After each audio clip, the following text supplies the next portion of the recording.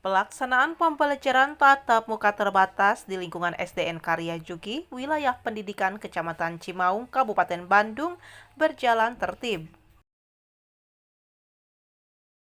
Erna, salah seorang guru pengajar SDN Karya Juki, menjelaskan, para siswa yang akan melaksanakan kegiatan PTMT dan guru mengaji, para siswa sebelum masuk ke lingkungan sekolah diharuskan melaksanakan protokol kesehatan, yaitu dengan cek suhu badan, cuci tangan, dan di ruang kelas, bangkunya diatur dengan jaga jarak sesuai protokoler kesehatan.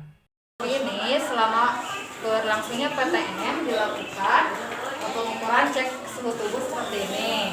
Untuk mencuci tangan seperti ini, memakai air dan memakai sabun. Nah, setelah mencuci tangan, anak-anak sebelum masuk kelas berbaris dahulu seperti ini. Setelah masuk ke ruangan, anak-anak diatur duduknya sesuai dengan protokol kesehatan seperti ini. Di tempat terpisah, Tete Kurniawan selaku Bendahara SDN Karya Juki mengungkapkan sebagai berikut. Pembelajaran biasa sebelum pandemi ya, anak-anak dalam hal berpakaian juga ya, kemudian dalam hal tata krama kepada guru ya. Dan selama ini PTM ini ya, karena COVID-19 jadi ya cukup mencolok itu perbedaannya, baik dalam hal berpakaian ataupun ya cara bergaul dengan guru gitu, berinteraksi dengan guru.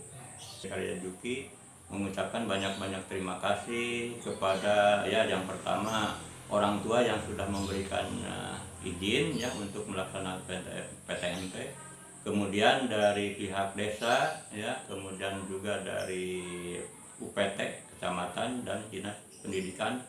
Diucapkan juga para siswa dengan mengikuti kegiatan PTMT merasa senang dan berharap kegiatan pembelajaran bisa normal kembali.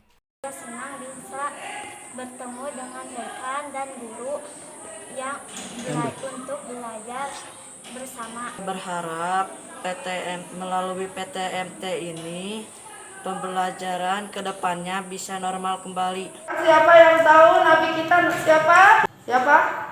Nabi Muhammad SAW. Nabi dan Rasul. Selamat pagi anak-anak yang soleh dan soleha. Berapa tanggal 5? Berapa?